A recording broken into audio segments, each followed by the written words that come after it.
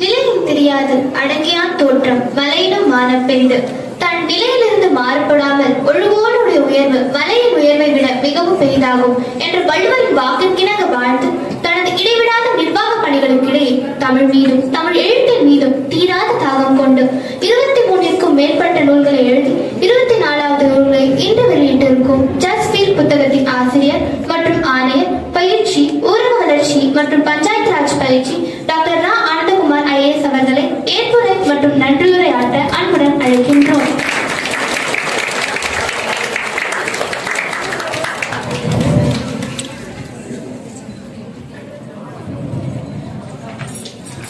சாகும் வரை தமிழ் படித்து சாக வேண்டும், சாகும் வரை தமிழ் படித்து சாக வேண்டும், என் சாம்பலும் தமிழ் மணந்து வேக வேண்டும், ஓடையிலே என் சாம்பல் கரையும் போது ஒன்றமே நீ சலசலத்து ஓட வேண்டும் என்றார் ஈழத்து கவிஞர் பண்டிதர் சச்சிதானந்தம் பிள்ளை.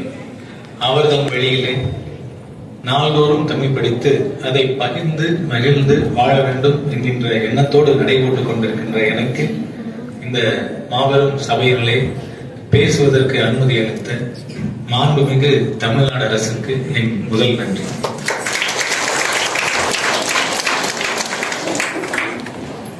மேல்மருவத்தூர் ஆதிபராசக்தி மருத்துவக் கல்லூரி வளாகத்திலே நம்முடைய துணைத் தலைவர் தலைமையேற்று நடத்த நல்ல பல சான்றோர்கள் மேடையில் வீற்றிருக்க, மாணவ செல்வங்கள், பேராசிரியர் பெருமக்கள், முதல்வர்கள் ஆகியோர் கூடியிருக்க, ஜஸ்ட் ஃபீல் என்கின்ற இந்த புத்தகத்தினை வெளியிட்டு மகிழ்வதிலே பேரார்வம் கொண்டு இந்த தேதியில் இது நடைபெற்றே ஆக வேண்டும், நீங்கள் அவசியம் வர வேண்டும் என்று பேரன்போடு என்னை வரவேற்று இந்த நிகழ்வை நிகழ்த்தி காட்டிக் கொண்டிருக்கின்ற தலைவர் அவர்களுக்கு எவ்வளவு நன்றி சொன்னாலும் அது மிக குறைவாகத்தான். அவர் எப்படி நடத்த வேண்டும் என்று நினைத்தாரோ அதே மாதிரி நடத்த வேண்டும் என்கின்ற ஆர்வத்தில் திரு வெங்கடேசன் ஐயா அவர்கள் தொடர்ந்து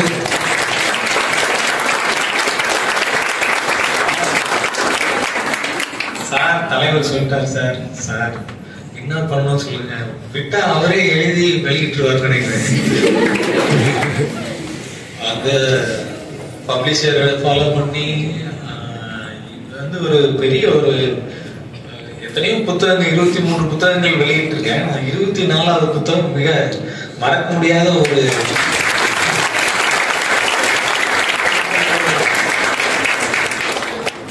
சார் வந்து ஜெயகாந்தன் சாரை பத்தி சொன்னாரு. அதுக்கு முன்னாடி முக்கியமான விஷயம் வந்து நான் எவ்வளவு நேரம் பேச போறேன் அப்படின்றது. நம்ம ஹரி அண்ட் அரவிந்தன் அவங்க எல்லாம் பேசும்பொழுது எவ்வளவு நேரம் பேச போறாங்களோ அதை தாண்டி பேசிட்டாங்க, அல்லது குறைவா, நம்ம அரவிந்த் குறைவா பேசிட்டாரு அப்படின்ட்டு நான் வரும்போது தலைவர்கிட்ட கேட்பேன், சார் எவ்வளவு நேரம் பேசணும், நீங்க பேசுங்க, ஃப்ரீயா பேசுங்க, இந்த மாதிரி இறக்கி விட்டுற போறாரு சார், எவ்வளவு நிமிஷம் சொன்னாதான் போவேன் அப்படின்னு 30 to 45 minutes அப்படின்னாரு. Right, okay. இங்க ஒருத்தர் வந்து எனக்காக, நான் வந்து நேரத்தை அளந்து பேசுவதில்லை, அதாவது நம்ம பேசக்கூடிய உத்தி வந்து நினைவோடை அப்படின்ட்டு ஒரு ஸ்ட்ரீம் ஆஃப் கான்சியஸ்னஸ் அப்படின்னு ஒரு டெக்னிக் இருக்கு. அது நமக்கு மனசுல வந்ததை மனசார பேச, அதனால அதை வந்து டைம் என்கிட்ட வாட்ச் இல்லை, யாராவது ஒருத்தர் வந்து டைம் கீப்பரா ஹெல்ப் பண்ணீங்கன்னா யாரு நீங்க பண்ணீங்களா? உங்க பேர் என்ன? கோபிகாவா? என் டாக்டர் பேரு கோபிகா, தேர்ட் இயர் MBBS படிக்கிறாங்க. தேங்க்ஸ். வாட்ச் வச்சிருக்கியா? 30 minutes. சரி, ஸ்டாப் வாட்ச் ஆன் பண்ணிக்கோங்க. நம்ம வந்து ஒரு 20 minutes வரும்போது நிறுத்திக்கலாம். 20 minutesக்கு அப்புறம் நீங்க வந்து சில கேள்விகள் கேட்கலாம். சார், இதை பத்தி நீங்க பேசுவீங்கன்னு எதிர்பார்த்தோம், அதை பத்தி பேசுவீங்கன்னு எதிர்பார்த்தோம், எதையும் எதிர்பார்க்கல, ஏதாவது ஒன்று நீங்க சொல்லலாம். சோ 20 minutesல கோபிகா வந்து கை ரைஸ் பண்ணும். சரியா? ஹேவிங் செட், ஏன்னா வாழ்க்கையில வந்து காசு, பணம், துட்டு, மணி. நான் ஃபைனான்ஸ் டிபார்ட்மெண்ட் ஒர்க் பண்ணேன். காசு ரொம்ப முக்கியமானது. ஆனா காசு கூட போனா வந்துடும், போனா வராதது எது? டைம். அதனால கோபிகா வந்து அந்த 20 நிமிஷத்துல நம்ம ஸ்பீச்சை வந்து முடிக்க ஹெல்ப் பண்ணுவோம். ஸோ இப்படியான அந்த புத்தக வெளியீட்டு விழா வந்து 11ஆம் தேதி நடக்கிறதுக்கு ஆரம்ப கட்டத்துல வந்து தலைவர் வேற ஒரு பணி இருக்கு, அதனால 13 வைக்கலாமான்னு கேட்டார். 13ஆம் தேதி எங்களுக்கு வேற மீட்டிங் இருக்கிறதுனால 20ஆம் தேதிக்கு அப்புறம் அப்படின்னு. அப்புறம் யோசிச்சுட்டு 11ஆம் தேதியே நடத்திடுவோம். அவர் எந்த பணியை தியாகம் பண்ணாருன்னு தெரியல, அந்த தியாக உள்ளதுக்கு நன்றி. எப்படி ஏதோ ஒரு பணி இருந்ததுனாலதான் அவரு 13ஆம் தேதி கேட்டாரு. இந்த வகையில ஒரு புத்தகத்தை வந்து நம்மளுடைய அரங்கத்துல நம்முடைய கல்லூரியில வெளியிடணும் அப்படின்னு நினைச்சு அதை வந்து நிறைவேற்றி காட்டிக் கொண்டிருக்கின்ற பெரியவர்களுக்கு நன்றி. அதை ஆரம்ப கட்டத்திலிருந்து பின்பற்றி முடித்து இந்த புத்தகத்தை கொண்டு வர வேண்டும் என்று நினைத்து உதவிகள் அனைத்தையும் செய்த நமது வெங்கடேசன் சார், டீன், கல்லூரி ஆர்ட்ஸ் காலேஜ் டீன் அவர்களுக்கு சிறப்பு நன்றி. இந்த புத்தகத்தை வந்து வெளியிடுறது 23 புத்தகங்கள்ல இருந்து வேறுபட்ட ஒரு வெளியீட்டு நிகழ்வு அப்படின்னு ஏன் சொன்னேன் அப்படின்னா, இதுவரையும் நான் புத்தக வெளியீட்டு விழாவே நடத்துறதே இல்லை. எந்த புத்தகமும் நம்ம வெளியிடவே இல்லை. கேப்டன் ஏதாவது ஒரு சூழ்நிலையில நிக்கோலஸ் இருப்பார் நினைக்கிறேன், வேற ஒரு ஃபங்க்ஷனுக்காக கூப்பிடுவாங்க, கல்லூரியினுடைய ஆண்டு விழாவோ அல்லது கல்லூரி வேற ஏதாவது இலக்கிய மன்ற விழா கூப்பிடுவாங்க. அப்ப என்னோட புத்தகம் ஒண்ணு தயாரா இருக்கும், அதை நாங்க வெளியிட்டோம். புத்தக ஜெயகாந்தன் சாரை பத்தி அவங்க சொன்னாங்க, நல்ல புத்தகங்களுக்கு ரெக்கைகள் இருக்கின்றன, தானாகவே பறந்து சென்று விடும் அப்படின்னு அவர் சொல்லியிருக்காரு. நல்ல புத்தகம்னா புத்தகத்தை படிச்சீங்களா அப்படின்னு கேட்டே அப்படியே அது பரவிடும். ஸோ அதுக்கு வந்து நம்ம புத்தக வெளியீட்டு விழா நடத்தணும்ன்ற அவசியம் கிடையாது அப்படின்னு அவர் சொல்லியிருப்பாரு. ஸோ ஆக இது வந்து ஒரு நண்பரை பார்ப்பதற்கு, உங்களை எல்லாம் சந்திப்பதற்கான ஒரு வாய்ப்பாகத்தான் நான் நினைக்கிறேன். இது ஒரு புத்தக வெளியீட்டு விழா, இந்த புத்தகத்தை நம்ம எவ்வளவு இன்ஃபார்மலா ஃப்ரெண்ட்லியான ஒரு அப்ரோச். ஹரி இவ்வளவு பேசுவார் என்பதே எனக்கு தெரியாது. ஹரி வந்து ஃபர்ஸ்ட் டைம் நான் பேசி கேட்கிறேன். அதே மாதிரி அரவிந்தன் வந்து எனக்கு தெரிஞ்ச ட்ரெயினர் அரவிந்தன் வந்து 1 மாதம் கூட ஆகல அவர் தெரிஞ்சு. அவர் வந்து தன்னுடைய புத்தகத்தை வாசிக்கின்ற நேசம் மிகச்சிறப்பாக இருந்ததுனால இந்த வாய்ப்பினை அவர் கொடுத்து அவருடைய சொற்களை கேட்பதில் மகிழ்ச்சியாக. இங்கே வந்து சேர்ந்த பொழுது ஒரு மங்கள இசைத்ததாக நம்ம அரவிந்தன் சொல்லிட்டு இருந்தார். உள்ள வரும்போது பாடிக்கொண்டிருந்த பாட்டுல வந்து ஒரு 2 வரிகள், இதயம் 80% என்றால் எரிதலை தின்றுவிடும், அன்பின் கருவி இதயம் என்றால் சாவை வென்றுவிடும், அன்பே சிவம் அன்பே சிவம் என்போம்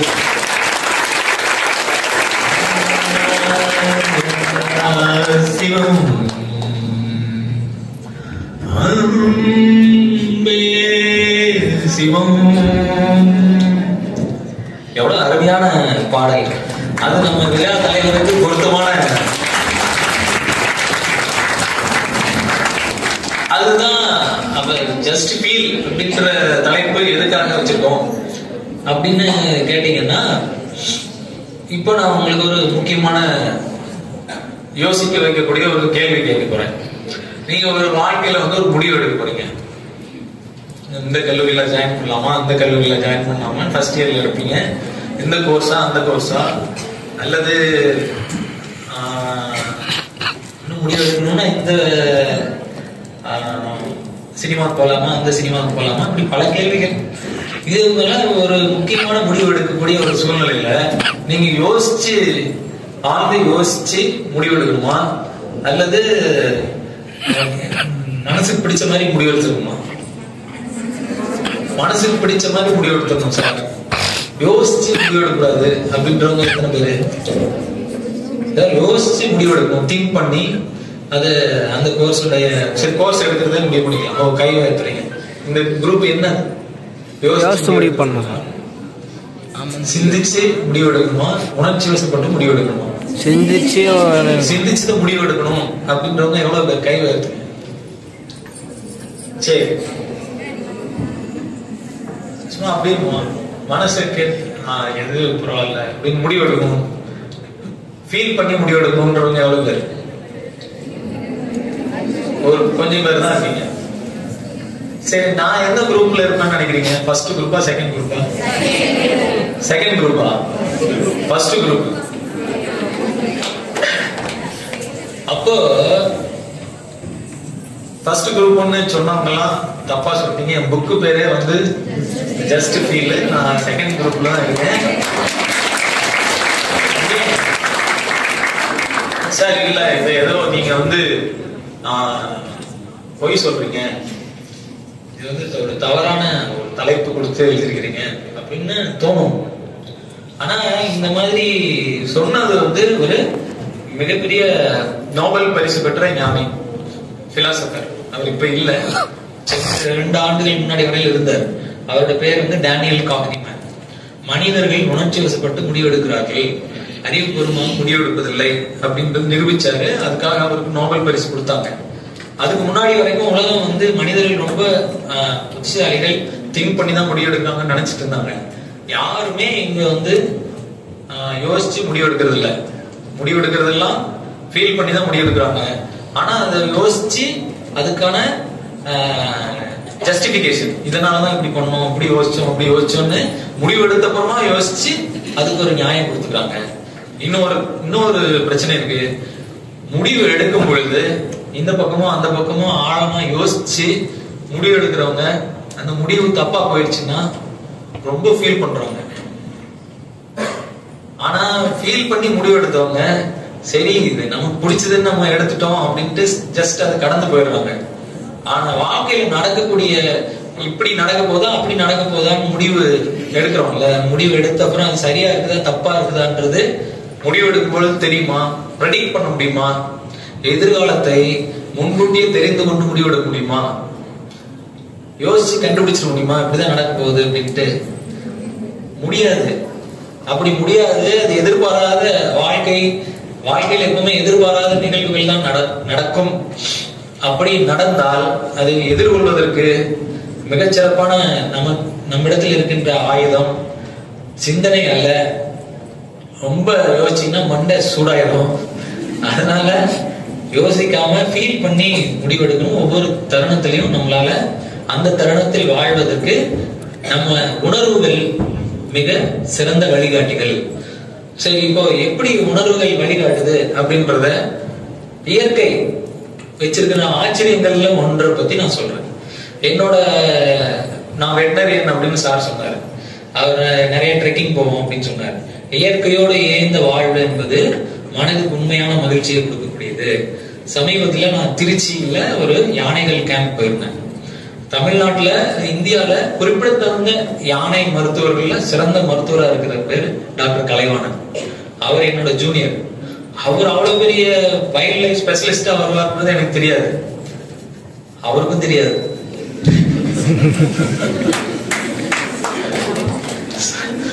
அவரு ஒரு நாள் வந்து மெசேஜ் போட்டிருந்தாரு. திருச்சியில தஞ்சாவூர்ல இருக்கும்போது, சார் நீங்க திருச்சி பக்கம் வந்தீங்கன்னா சொல்லுங்க, நாம போய் அந்த எலிபென்ட்ஸ் பார்ப்போம். பல கோயில்கள்ல சில பெரிய இடங்கள்ல அல்லது யானைகளை வந்து பராமரிக்கிறாங்க. சில பராமரிக்க சரியில்லாத யானைகளை வந்து கொடுமை பண்றாங்க அப்படின்னும் போது கோர்ட்ல சொல்லும் பொழுது கோர்ட் வந்து பறிமுதல் பண்ணி அரசாங்கத்துக்கு கொடுக்குறாங்க.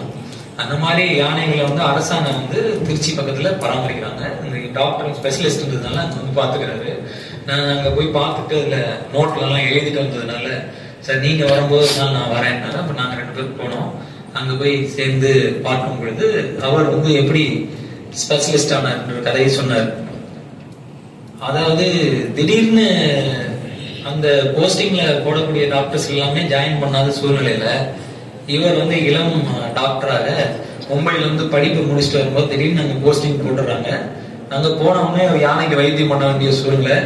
இப்படி அவரு எப்படி மயக்க ஊசி போடக்கூடிய துப்பாக்கி எப்படி இருக்குன்றதுலாம் தெரியாத ஒரு சூழ்நிலையில அவர் வந்து அதை கத்துக்கிட்டு அந்த யானைகள் வைத்தியத்துல இப்போ ஜிம்பாப்வேல போயிட்டு அவங்களுக்கு பாடம் எடுத்துட்டு தாய்லாந்து, மலேசியா, இலங்கை எல்லாம் போய் அவர் வகுப்படுத்திட்டு அவர் அந்த யானைகளுடைய ஸ்பெஷலிஸ்டா இருக்காரு. யானைகளுக்கும் மனிதர்களுக்கு டால்பின், குரங்குகள் இவங்களுக்கு எல்லாம் மூளை வந்து ஒரே மாதிரியாக சிந்திக்கக்கூடிய பாசம், நட்பு, அன்பு, குறும்புத்தனம் இதெல்லாம் உண்டு. ஸோ ஒரு அனிமல் பக்கத்துல போயிட்டு நீங்க வந்து ஃபீல் பண்ணி எமோஷனலா அட்டாச் ஆனீங்கன்னா நிச்சயமா அவங்க அந்த ஃபீலிங்கை பார்க்க முடியும். அந்த பேசிஸ்ல தான் நம்மளோட அன்பே சிவம் அப்படின்றதும் அமைஞ்சிருக்கு. ஒருத்தருடைய அன்பை இன்னொருத்தரால புரிஞ்சுக்க முடியுதுன்னா அது காரணம் அந்த ஃபீல் பண்ணக்கூடிய இயல்பு வந்து அடிப்படையில் இருக்கிறது தான்.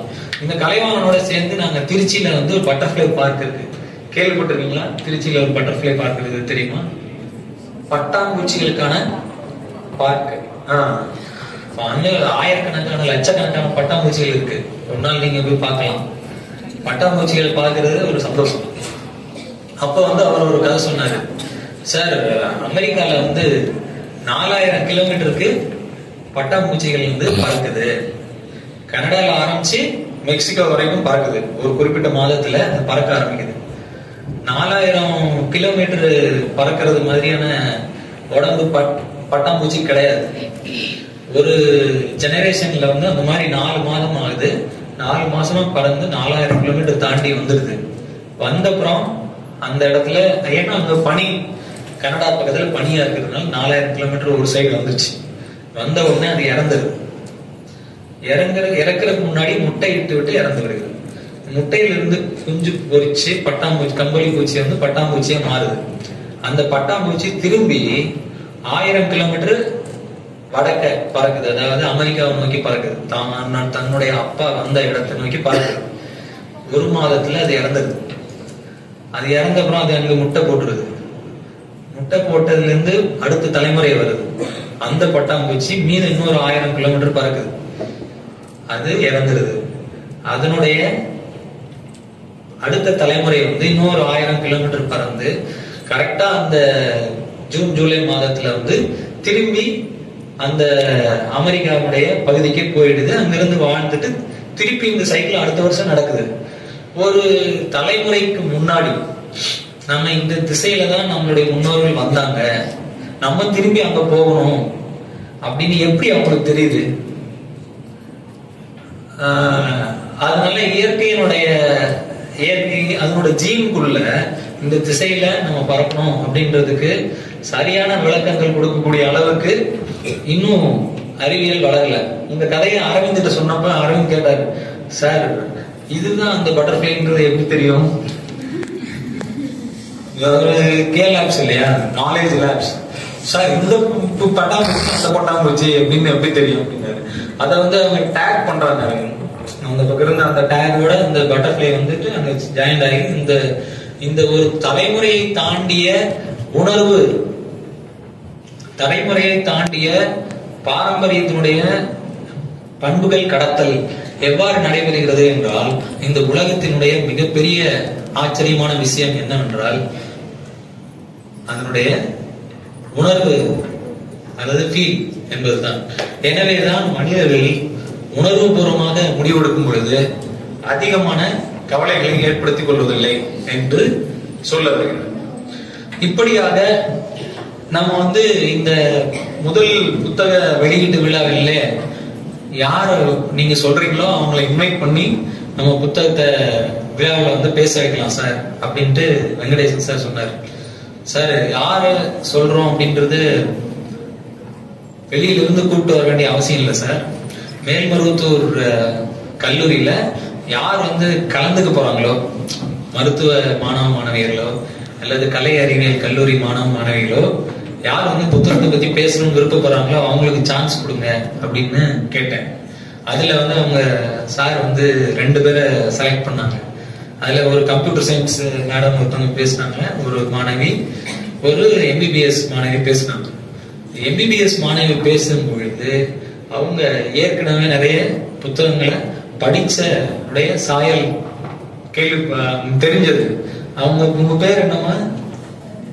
Ritika. Okay, you are a good reader I think. கை தட்டலாம் நம்ம.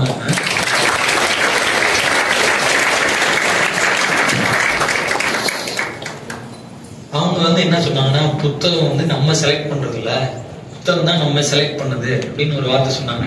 அது கேட்கறதுக்கு சாதாரண வரியா இருக்கும். ஆக்சுவலா உண்மை அது. நம்ம வந்து படிக்க வேண்டிய அவசியமே இல்லை, நம்மளுக்கு படிக்கும் புத்தகம். அந்த மாதிரியான ஒரு புத்தகமும் அந்த மாதிரியான ஒரு நேரமும் வரும்பொழுது நம்மளால அதை படிக்க முடியும். எப்படி அப்படின்னு கேட்டீங்கன்னா, அதுதான் வந்து இந்த இயற்கையினுடைய படைப்பினுடைய வித்தியாசமே. இப்ப நம்ம அந்த பட்டாம்பூச்சி வந்து பிறந்து திரும்ப 1000 கிலோமீட்டர் பறக்கணும் அப்படின்ற ஐடியாவை அதுக்குள்ள வச்சிருக்காங்க இல்லையா?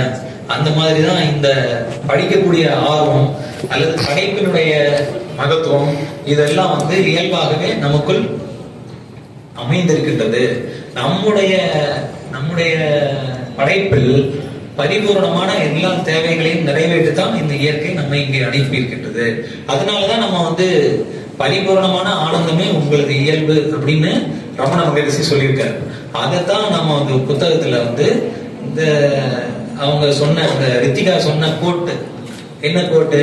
To be happy you need nothing. To be happy, உங்களுக்கு சந்தோஷமா இருக்கணும், உங்களுக்கு ஒன்றும் தேவையில்லை.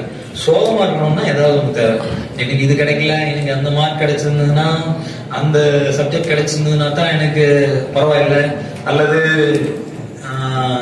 இப்படி பல ஏமாற்றங்கள் வாழ்க்கையில இது நடந்திருந்தா தான் நான் சந்தோஷமா இருப்பேன் அப்படின்னு நினைக்கும் போதுதான் உங்களுக்கு ஒண்ணு தேவைப்படுது, அது கிடைக்காததுனால வருத்தம் வருது.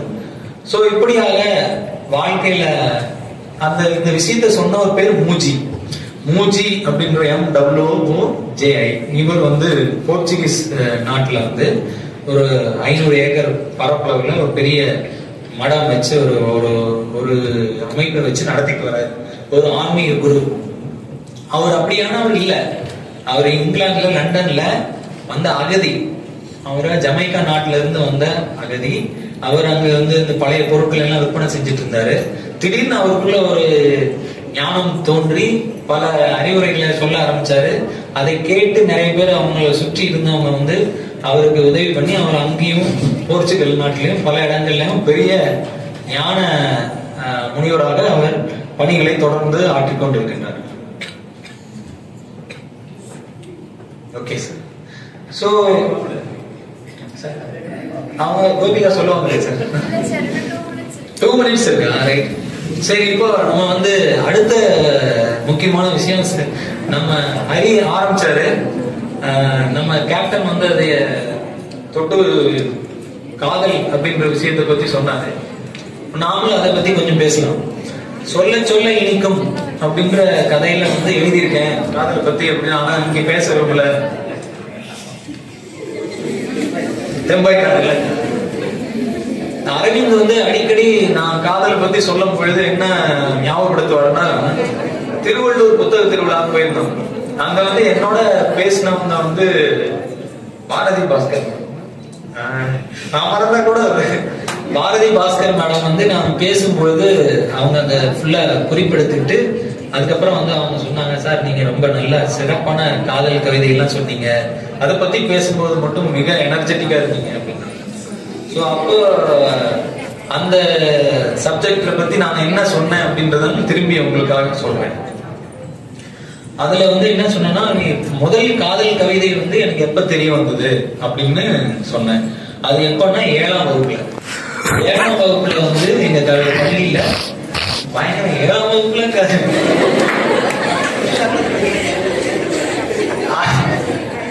சார், இதுவே நான் முதல்ல இருந்தே நான் காதலை பத்தியே பேசியிருப்பேன் சார்.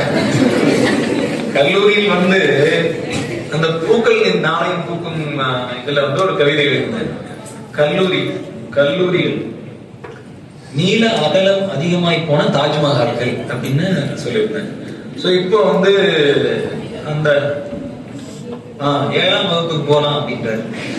7ஆம் வகுப்புல வந்து எங்க பள்ளியில வந்து ஒரு ஆசிரியர் வந்து கவிதைகள் எழுதுவதை பத்தி சொல்ல வர்றாரு. அப்ப வந்து அந்த எங்க கல்லூரியில இருந்த மாணவன் எழுதிய கவிதை, நான் இல்லைங்க, மாணவன் எழுதிய கவிதை பத்தி அவர் சொல்றாரு.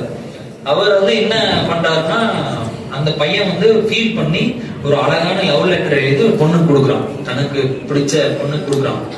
அந்த பொண்ணு என்ன பண்ணாங்க, அதை அப்படியே கசக்கி அவன் மூஞ்சில அடிச்சிட்டாங்க.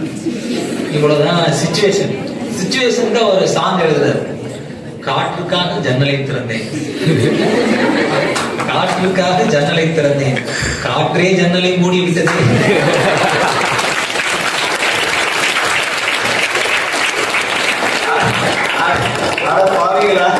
இதுக்காக நான் வந்து கனடால இருந்து அமெரிக்கால இருந்து கதை சொல்லி பட்டர்ஃபிளை பார்க்கு கலைவாணர் எல்லாம் ஜஸ்ட் ஜன்னலை திறந்து விட்டே கைதட்டல் வாங்க முடியுங்களா? நான் முதல்லயே ஜன்னலை திறந்துருக்கிறேன். சோ இப்படியாக இந்த கவிதை வந்து எனக்கு என்னுடைய கவிதை கூற்றுக்களை திறந்து விட்ட கவிதை இதுதான். இதுதான் அரவிந்த் வந்து ஆயிடுச்சு இல்லையா? அடுத்த கவிதையோட நம்ம முடிச்சுட்டு அப்புறம் உங்களோட கேள்விகள் போயிடலாம். அடுத்த கவிதை தான் சார். பாருங்க சார், கேப்டன் ரொம்ப ஆர்வமா இருக்கு.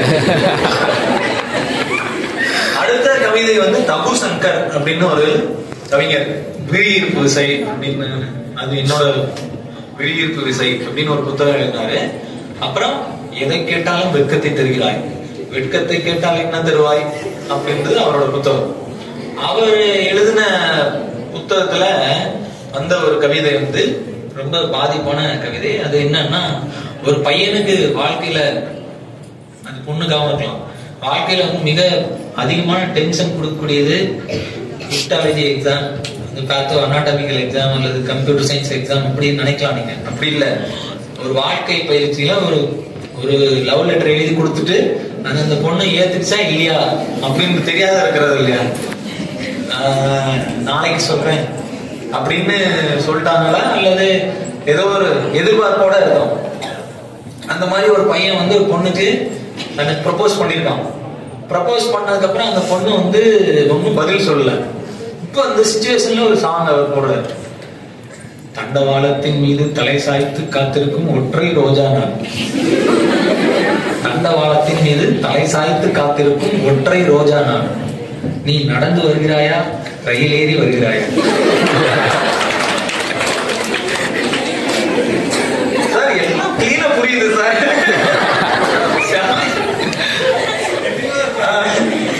சோ இப்படியாக ரயில் ஏறி வருகிறாயா? இப்போ இவர் அரவிந்த் வந்து விளக்கம் கேட்கிறார். இந்த கவிதைக்கு விளக்கம் தேவையா? தேவையில்லை சார்.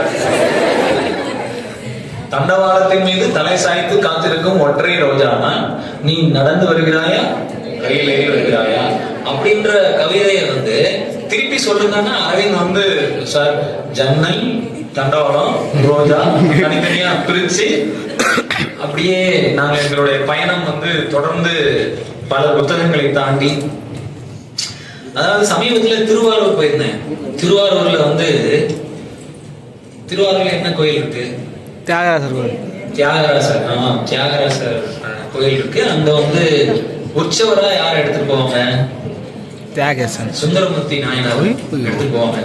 சுந்தரமூர்த்தி நாயனார் வந்து பறவையார் அப்படின்ற அம்மாவை பார்த்து அவர் லவ் பண்ணி அவருக்கு வந்து அவங்கள்ட்ட தூது போகிறதுக்கு ஒரு ஃப்ரெண்டு தேவைப்பட்டார். அதுல இந்த ஒரு கல் ஒரு கண்ணாடின்னு ஒரு படம் வந்ததுல்ல, அது வந்து இதுதான் சரக்கு, சாரி இவ்வளவு ஊத்தியாச்சு, மிக்ஸ் பண்ணியாச்சு, நீங்க ரெண்டு பேரும் ஒன்னா சேர்ந்துட்டீங்க, ஒரு சீன் வருது இல்ல. சோ அந்த மாதிரி அந்த கண்ணாடி கிளாஸ் மாதிரி அவங்களோட காதல தூது போனது யார் தெரியுமா? சிவபெருமானே தூது போனாருன்னு நம்ம டீன் சார் சொல்றாங்க. அவர்தான் டீன்.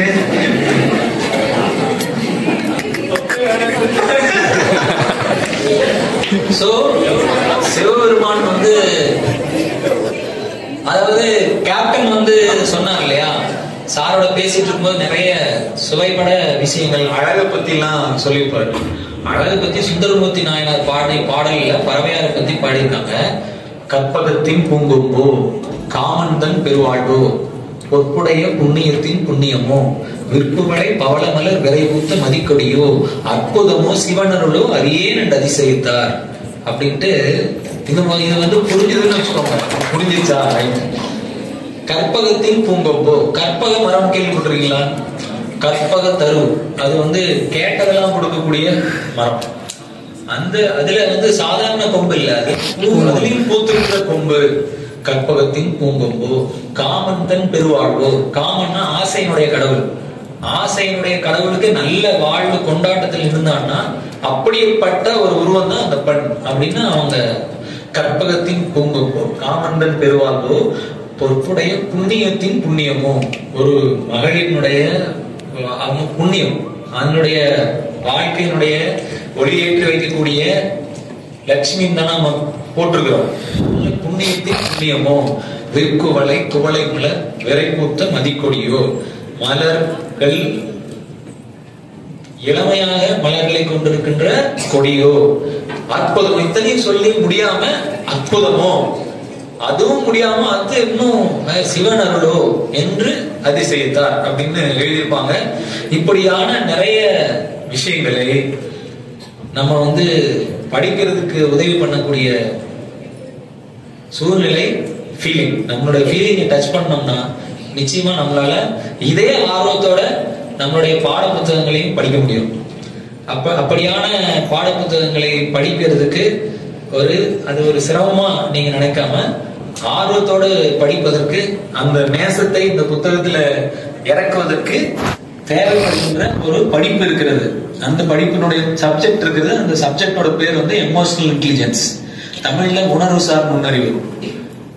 நம்ம ஹரி வந்து அதை பத்தி பேசும் பொழுது ஆர்டிபிஷியல் இன்டெலிஜென்ஸ் அப்படின்னு சொல்லிட்டாரு. அது எமோஷனல் இன்டெலிஜென்ஸ். எமோஷனல் இன்டெலிஜென்ஸ்னா என்னன்னா, நம்ம நினைக்கக்கூடிய எமோஷனை நம்மளால கொண்டு வர முடியும். சந்தோஷத்தை, வருத்தத்தை, அப்புறம் எல்லா விதமான ஃபீலிங், ஆச்சரியத்தை, எல்லாத்தையும் உண்மையாவே நம்மளால நொடி பொழுது மாத்திக்க முடியும். நம்மளுடைய எமோஷன் அப்படின்னு சொல்றோம்ல, எமோஷன்னா என்னது? உணர்ச்சி அப்படின்னு ஒரு ஃபீலிங் அப்படின்றோம்ல. ஃபீலிங் வந்து எவ்வளவு நேரம் இருக்கும்? அதனோட லைஃப் ஸ்பேன் என்ன? மேடம் எது சொன்னீங்க? Just feel. அது எவ்வளவு நேரம் அது ஒரு ஃபீலிங் வருது?